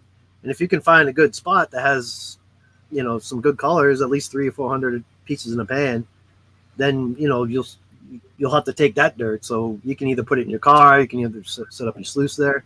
But once you do that, once you actually find a good spot, my average was anywhere from 4 to 6 grams, and, you know, I'd say 4, 5, 6 hours, just kind of, but I'm just playing. Like, I'm not hardcore doing it. Like, I'm having a couple of beers, having a cigar, just enjoying the day. Like, I'm not, like, some of those beach miners are crazy going at it. But I mean, if you really work your butt off, I would say 6 to 10 grams a day could be pretty possible. But then there's some people that find a hot spot and they'll get 3 or 4 ounces in 3 hours. You just never know. Like I tried for years, but I've never hit that. There was a couple times after a storm that you'll see gold on the beach. Like I have one video out there where I was seeing pickers on the beach and everything. Yep, I see. It was a really good spot, but then the cops came and kicked us off because everyone was out there trying to get it, and then that's when the Indian people like kind of got jealous and mad. Everyone's getting all this money on the beach and it's their land, and so then they kicked everyone off. But normally it was cool to go there. So I don't know. It's kind of weird. Usually you wait for a storm, and when a storm comes in, that might throw some gold, but it might take everything off too. I've seen instances where that really big storm just scrapes everything off. Stripped everything off down to the clay. So there was no sand left on the beach. It was like clay. And it took everything. It took all the gold off the beach. That big storm like 3 years ago, there was nothing. But then I seen another storm came up, you know, medium sized, and they'll throw it up, and there'll be gold all over the beach. You can see it with your eyes. Wow. And there's a couple. There's the guy Larry that he's been on the show a couple times. He works for Vernon. Larry, he's a really good beach miner. There was a couple videos he sent me where you could just see all the gold on the beach after one of the storms. He's like, dude, check this out, and you got like 6 ounces in like a couple hours just mining on. Wow. But it's not like you go there and you're like a nice day and get all that. As soon as there's a storm, the beach miners go out and they hit it hard, and that gold will be gone in like a couple hours. You need to be right there because there's high competition because everyone knows what happens after a big storm. So it's like all that gold's there after a big storm. Sometimes, not all the time, because like I said, sometimes it takes it off. But if you can get there after a big storm and beat everyone else there, you'll do good. But as soon as you're there, because it's not claims, if you're doing good, people know you that there's gold there. As soon as you fill your truck and go back, that guy's right there getting all your good stuff. Oh, yeah. They're digging right in your hole. And you can't tell them to leave. And up there, it's competition because like you're talking about ounces of gold. So people like, screw you, you know, as soon as you leave, they'll grab it and it's gone. Right. There's nothing you can do. It's not your claim. It's just open. So like, that happens all the time. So as soon as you see someone digging like excessively, usually someone runs right over and takes it. But it'll just be like a small area. It's all in groups. It's all like maybe a 10 square yard area sometimes where there's just a massive amount of gold, and then there's nothing. So yeah, beach mining, it's hit or miss. It's not like you go up there and just throw a sluice box anywhere or beach box and just shovel dirt into those. You got to find it, and sometimes it takes a couple of days. Like I've always said, you know, I still love that video of that guy Roger, and I know he lost everything in a big storm, but that was one of my favorite videos of yours. You know, no, that's cool. Little shack, him and his, was it his wife? Yeah, it was his wife. Yeah. No, his wife, and you know, they didn't have much, but they were just mining, and yeah, you know, they were happy. I think he told me he got maybe like around 30 or 35 ounces a year working up there in the summer, but he worked really hard. He worked really hard. How's it going? Moon over Miami. How you doing? And he, you know, you just rolled up and asked him, you know, can I video you? And you know, yeah. Well, guys, I think I'm gonna go to bed. All right. But, all right, man. Yeah, get better. Sorry. I'm working on it. You guys have a good night. You too, bud. I'll be Rest watching. easy, brother. I tried texting our guest last week, and I don't know. He read it, so I don't know. He might come up. So I told are him- all the beach miners that nice and that cordial like he was on your video? Yeah, I would say most of them they just mind their own business. A lot of them they won't even talk. They just beach mind their own business and do their own thing. And there's no one really hostile or anything. There's some people that just aren't friendly. They think you're Yeah, like normal, There's a couple guys that think they own the beach and this, that, and just like normal anywhere else. Oh But yeah, that's most of them are fine. But like Oh, everyone's that- on the beach, so you got gold miners on the beach, and you got people that are just there having a campfire on the beach and having fun and going swimming, and then you got a lot of fishermen and stuff. So I mean, there's all types of people on the beach, and they all just get used to each other. What are you doing, Carl? Oh, there's trouble. Oh, he's I making think a he's- ring. I think he's working on the ring that he was working on my live this morning. Oh. What's he work? What ring is it? It is a Uperlite and copper ring. Oh, Mm-hmm. Yeah, it was I doing think a he's little. got his volume down just for we don't have to hear his machines going. Yeah. Yeah. I think I'm trying to get him to make my wedding band. Sure, he Is he giving me a thumbs up on the wedding band? give us a 3. Yes, he is. Give us a 3, Carl, if you will do wedding bands or 2 for no. Well, yeah. Yeah. You ain't got nothing, man. You're stuck. What are you talking about? He said yes, he is. Oh, Yeah, I did a little impromptu coffee and chat this morning from the amethyst shop, and Carl decided to pop on and do some of his work on his ring there. cool. Yeah, that's cool. I didn't get a Very chance. A chance to listen. I was on YouTube and listening to another like podcast or something, and then all of a sudden, about at the end, then it was, oh, Reg has something, and I was like, God. Yeah, I wasn't sure whether or not I'd be able to stream from down in the shop or not, so I figured I'd give it a shot this morning and see how it'd go. Hey, it worked. Yeah. A little You bit of gotta make- intermittent technology issues, but Yeah. We got to make you an intro. yes, because it did play the Red Dirt Nation intro and exit this morning. Well, That's all good. That's because it was preset. That's why. Yeah, that's what I was thinking. It just caught me off guard. I hit the go live, and all of a sudden it started playing the intro, and I'm like, oh no.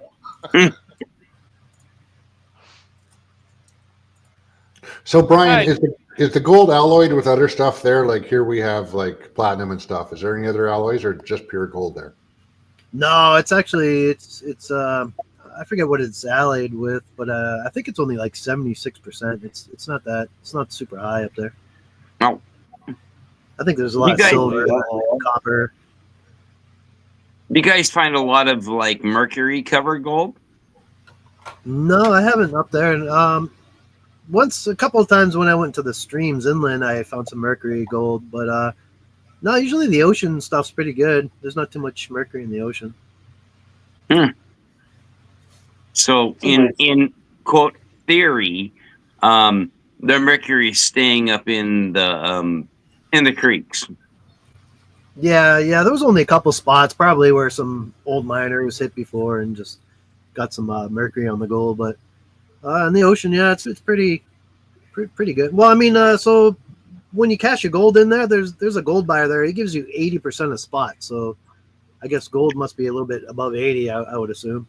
80% a spot. Wow, Yeah, so that's you know, rough.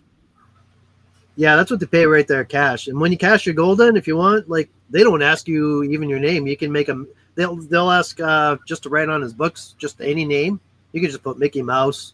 Don't matter. Oh. There's no ID. There's no forms to fill out. So we just ask a name and you can say, yeah, Mike Smith.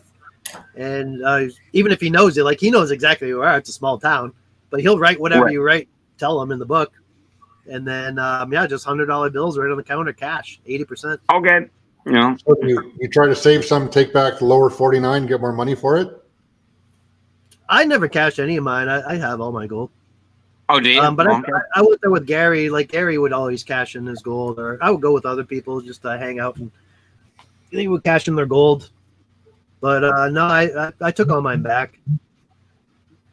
I And was going through gonna. the airport too. That's sometimes that was tough. I learned my lesson. So the first couple times I went through the airport, it comes on the on their scanners or whatever as like a big glob because they can't see through it. It's so dense, right?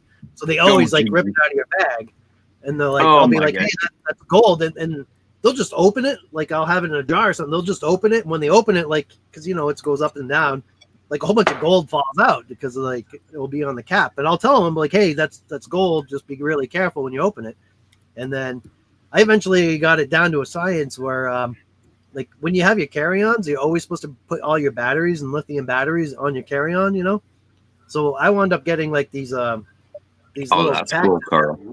that look like C batteries and fill up all these things that look like batteries. And then when it goes through, if you keep them with your batteries, then they never looked at my gold ever since then. They don't fuck with it then. Yeah, because it shows Nice, up like Carl. if you hold it with batteries. Very sweet. It's so hard to get the right light. But Turn the light off. well, if How's I it turn the going, light off, Gene? I can really show you the Uper pop, but it's hard to see the copper then. Well, But How you I doing, think next Gene? time I'll do a little bit smaller pieces of copper. I think might just look better.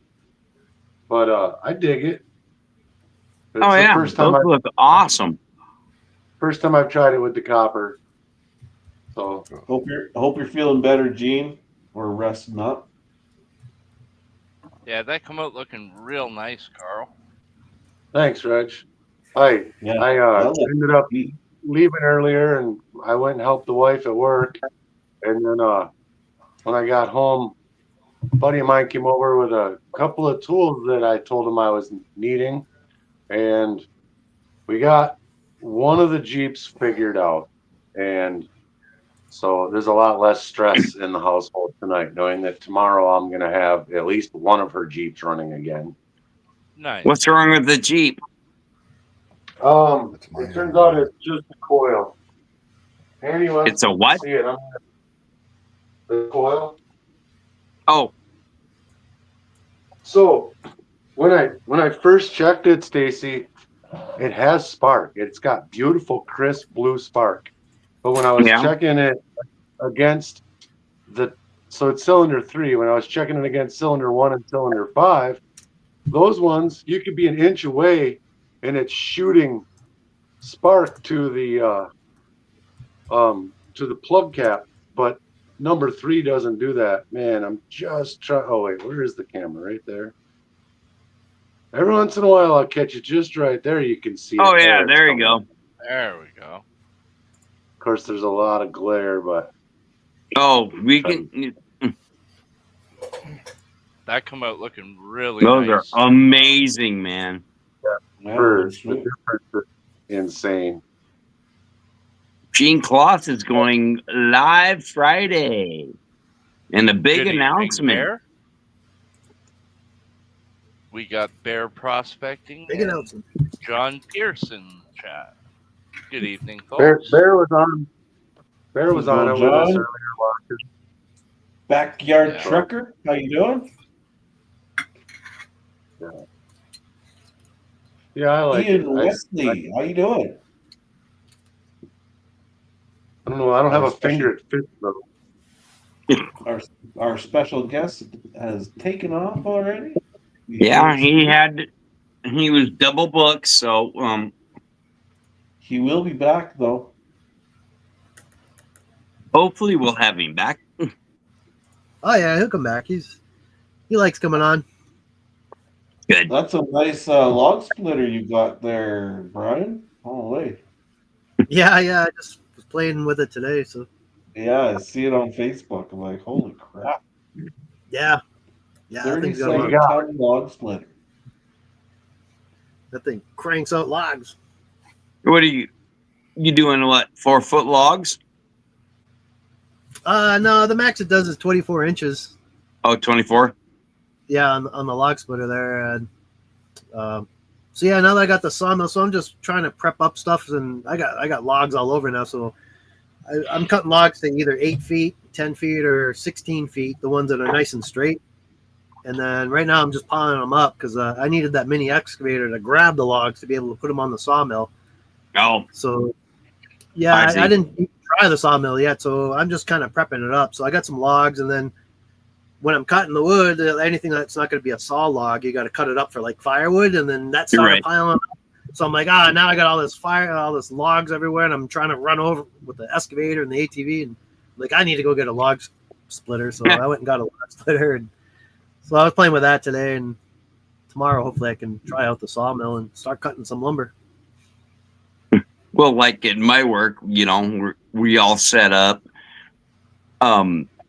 We're running, whatever lumber, and it's like we have the coals while we're setting up, and it's like, oh yeah, this is junk now because it doesn't measure out. So we all, throw them on a cart, and Yeah.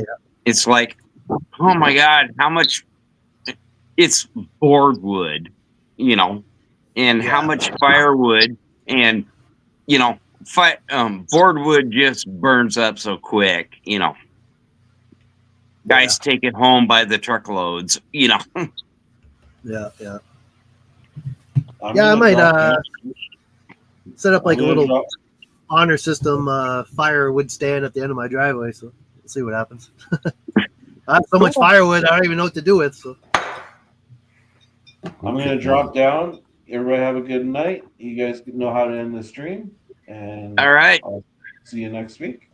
Bye. all now. right, All right. thanks, Trav. yeah, Have a great night, Thanks, Travis. Later. We'll talk Who to do you you have later, on next Trav. week? Who's your guest next week? Ray Russo, but he's Ray got Russo. Ray Russo. got I know that guy. but He's a good dude. He's got a medical procedure next week, so he had dropped out.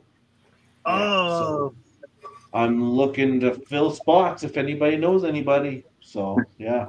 I will reach back out to Flower Gold Wizard, Dan Hurd, Sibo, and see if any of them are. I sent in a email to Flower Gold Wizard, but I haven't heard back from him. Well, yeah. So I'll leave that Read in your capable hands. Yep. All I'll right. send.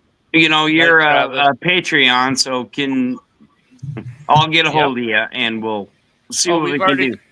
we've already chatted about this. I'll reach out to him. Okay. I can say something to Jason too, like, "Hey man, you need to get up here." So yeah.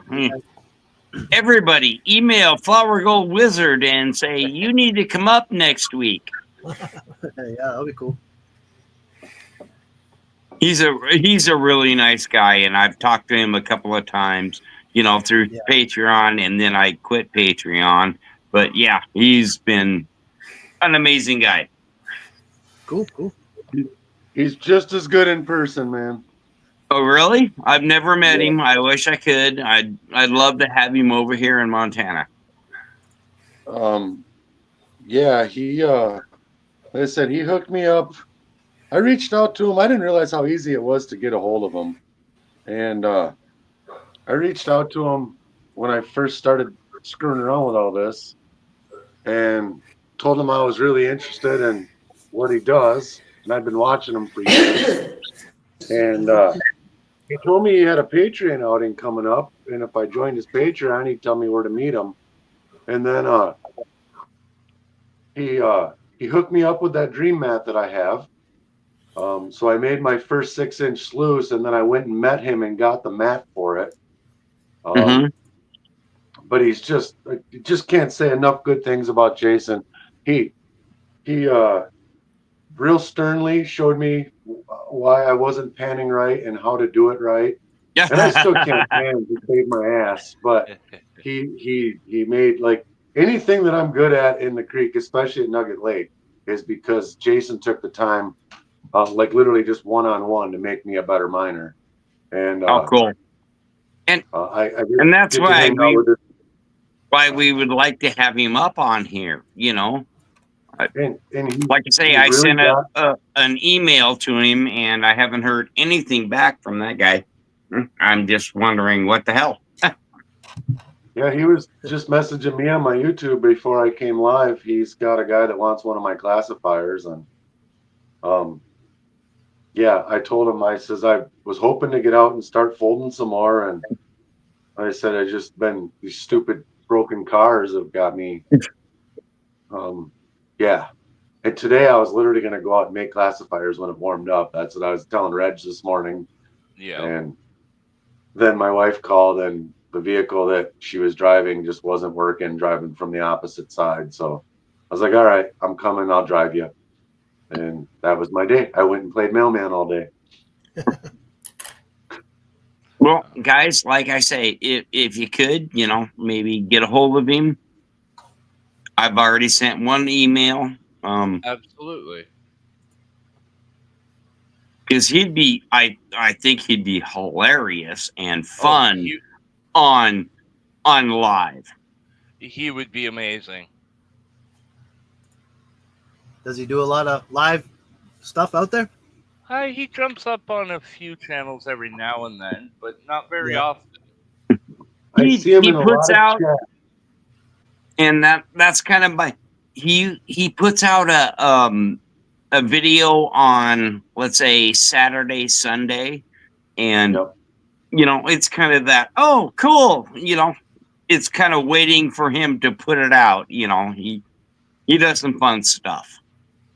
I've literally been with him in the creek on Saturdays, and then on my way home, he's already uploaded that video of that morning, where I stayed after he left. And dude drives like 4.5 hours to get to the Nugget Lake from wherever, Green Bay, wherever he's at. Jesus, And frick. yeah, 3:30 in the I'm not. morning, he's in the truck and he's driving across the state, and he'll do what he's got to do, shoot some content, and then drive all the way back home because he's a busy man. And I don't know if he's editing while he's driving down the road or how he does it, but yeah, when I first started talking about making YouTube videos, he was the one that made me realize how simple it could be. And he's like, I do it all on my phone, and boom, boom, boom, it's up and done, and I do a video every week, he said. And plus his Patreon stuff, and he gives a Right. lot of stuff away every month. Oh yeah, he And does. good prizes. I really hate how Patreon made him change. Yeah, his The lucky draw big ping system pong ball, was the a bucket lot draw. better. They wanted it more random. I don't know, more for. I don't get it. How could it be? Hang on. If you were in tier 5, you had 5 balls. If you were the winner, you had a better chance of getting the first prize. Everybody had an equal chance of getting picked in the tier. Like it was such a foolproof system, and you see now Dylan too, Miller, yeah. same problem. He's there.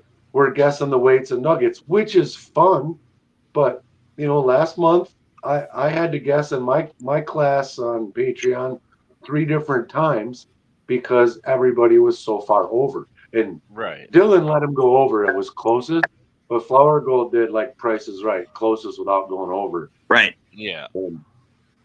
So I don't know. Dylan's nugget was hard to guess. It had that big hole in it. That was, I don't know if you guys saw that. It was a crazy nugget. I did. Yeah. It was like You know- twisted and balled up, and Miller's channel, I won't guess on, only because I didn't join Miller in order to win anything from Miller. You know, I Yeah. joined to support what he does because his pay dirt reviews are invaluable to the community. Right. And you yeah. know? I'm so new to all of this. I would never even, for years and years of watching YouTube, I never clicked subscribe. I didn't know what it meant or what it did, and you know, and boy do I learned quick. But Yeah. and that Patreon and all that, that's a whole nother thing. Like you've got to meet your goals every month. You know, you've got certain requirements you have to do if you're doing your giveaways, and then yeah, they want to step in on everything. And I mean, it's good though.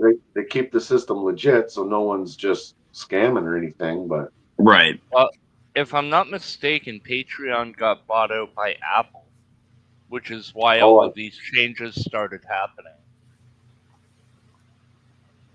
Because before that, I'm pretty sure it was that merger that happened that caused all of these new things to take effect. that sounds like about right for sure. And Brian sitting back with all the Patreon. No, just kidding. Well, when I first learned about Patreon, it was with that Leo Moricello. He's a heavy metal musician that remakes songs.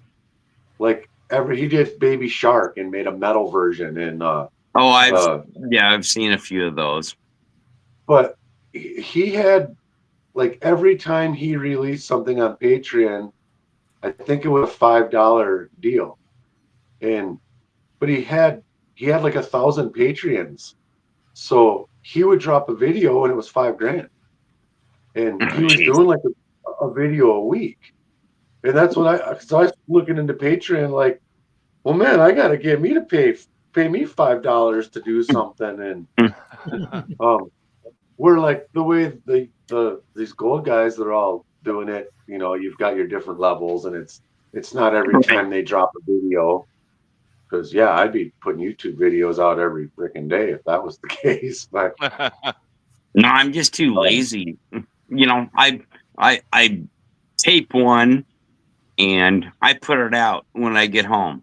I tape one, I put it out. You know, it's. I can't tell you how many I've started and then just never uploaded them because I've done too many videos where I just haven't found gold or enough gold. Like the creek we're working in now. You know what? It doesn't matter if you don't find gold. Matter. It don't matter if you just go out there with the equipment. You know, try out. I've done plenty of videos where I didn't find much gold. Don't matter. Yeah. Make your videos the way that you want. You know, who cares if you find gold or not?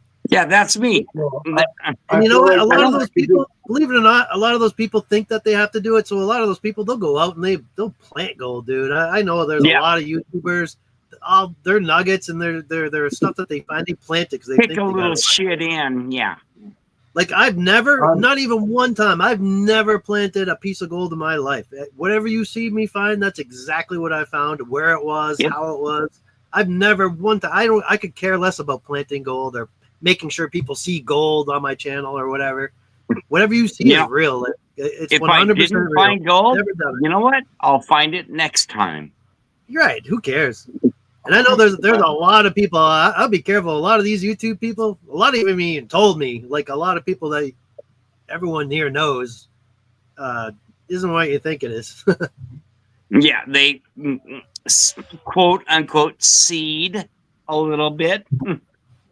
And whatever. If they're making their videos for entertainment, you know, that's none of my business or whatever what they do. But I mean, I'm not like that. You know what you see me do, I do it for real and just whatever happens. You know, I don't find a nugget every time I go out, but sometimes I do, sometimes I don't. You know. Oh yeah, Right. And you know, and My life most of the time I get so worked up in just I'm digging and getting that zone because my wife is yelling, I need more dirt, dig faster. And it's like, I forget to put the camera up and, videotape it. Oh yeah, who cares about we that can stuff? go out 4 times and I put out 1 video. Yeah. It's like, What I learned is videos don't gotta be perfect. Like you don't have to have a perfect video. Oh, Just do no. what you do.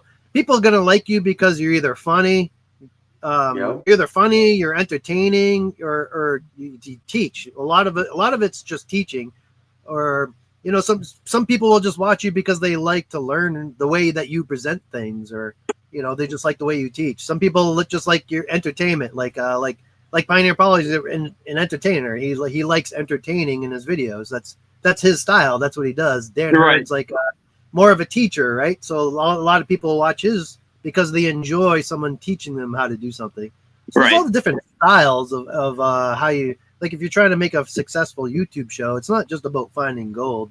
I mean, that's the point of it, but a lot of people will just watch you just to learn how you do something, or if you just want to be an entertainer and you're more concerned about entertaining than you are gold prospecting, then you go that route, and some people just mix it all together. Some people, they just like on Hip B's channel, they do like a lot of things where they're going out there, they're finding gold, but they'll cook and have a good time, and it's exactly. That's kind people of love that. They watch it every week. They got a lot of followers, a lot of subscribers.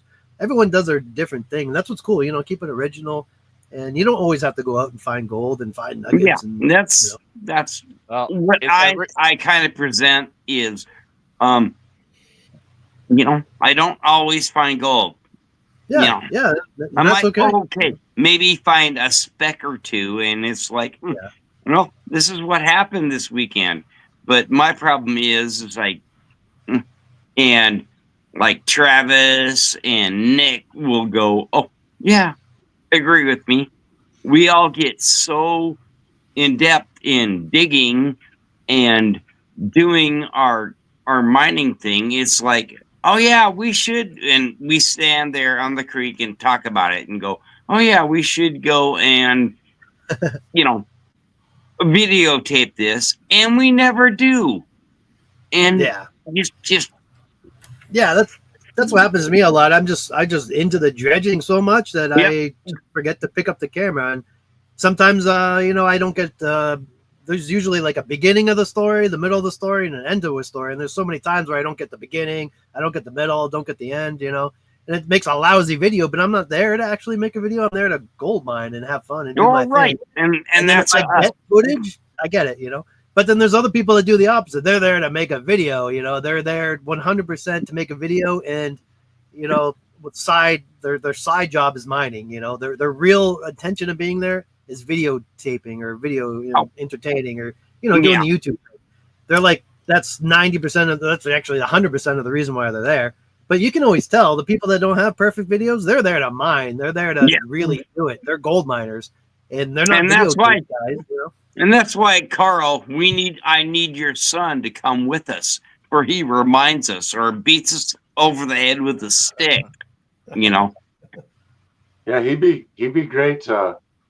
Like I said, he's awesome behind the camera. And I know he is.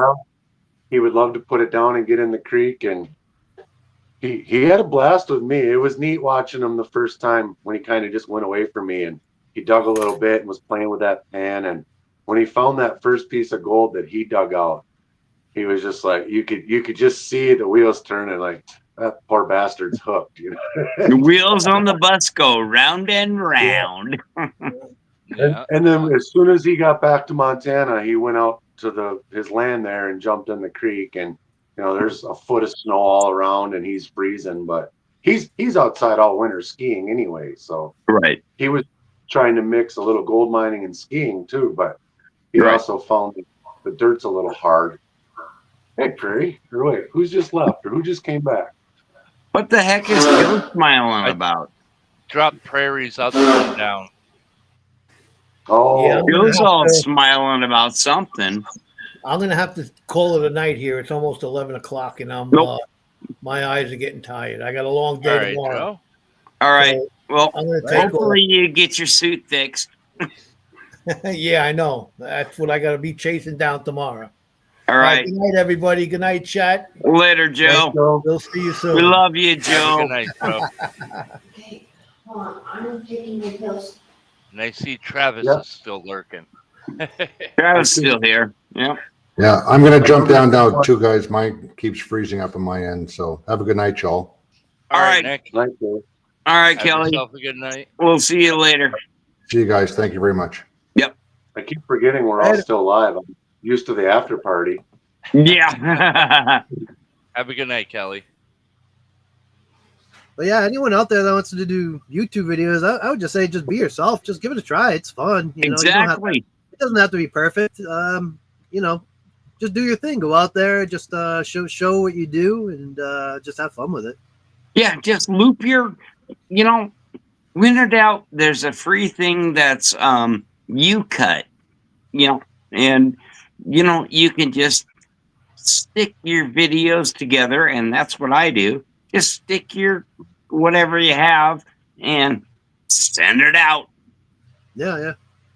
I like using Adobe Premiere. I'm used to that one, so Well, I do I'm not. Adobe. I'm not that I smart, usually so YouTube create because it's I just go that I and can sit anywhere. And yeah, a lot of my videos, man, I'm so far behind. I'm behind by years. The last video I put out, I think, was from 2020. I'm years behind. I got a lot of videos. I got so many more videos coming up, and they're all just because I've been so busy, like going to Alaska and everything. I just don't have time to do those. yeah. Fair I enough. hate. I actually hate editing. It just takes so much time and. Just, Oh God. That's why I just go send it out. I'm not I mean, gonna make I've done- it perfect. I'm not gonna put sound in. I'm not gonna put, blah blah blah in nothing. It's raw footage, and those are 99.9% of my videos. It's all raw footage. I think Yeah. I've Mr. done a Bodak couple put where that I in for added- you there, Brian. Yeah. You could be. It's just, you just got to run around with no pants on. Or have a hot chick in there with booty pants. That'll work. Yeah.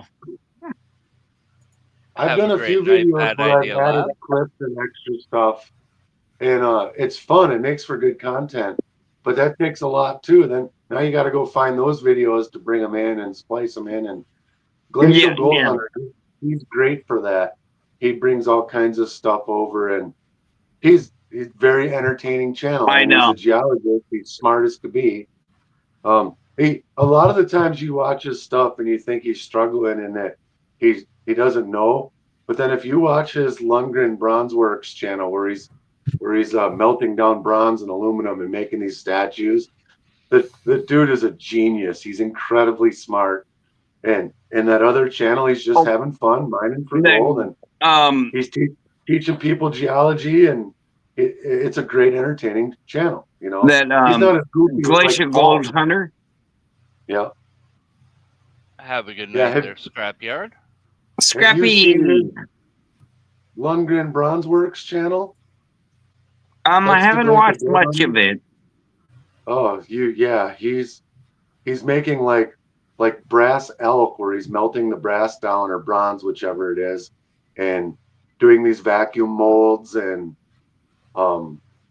then like he's got to cut pieces out to get them to mold right, and then he welds them back in with a TIG, and then he's got to grind them all, and when it's done, you would never know that it's hollow and that there's pieces in it. And I mean, the antlers are beautiful, and you totally got to check out that channel if you get a chance. Okay. You Yeah, realize I was talking to him about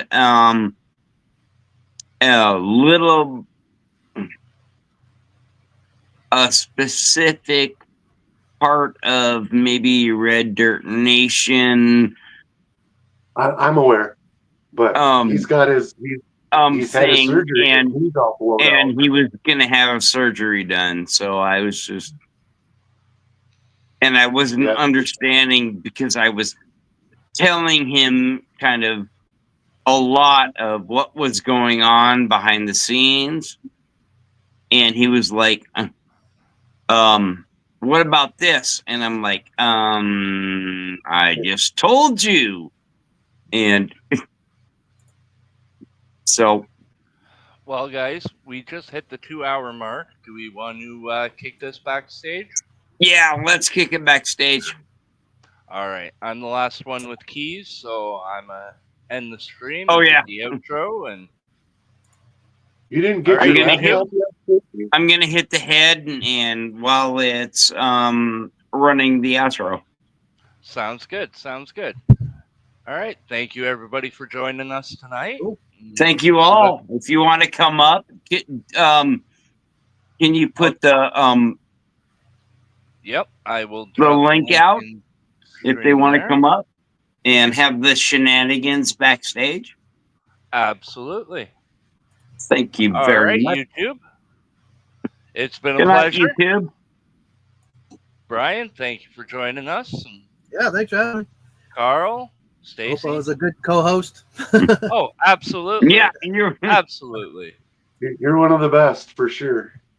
Yeah, I'm Thank trying you to very much for. get him going.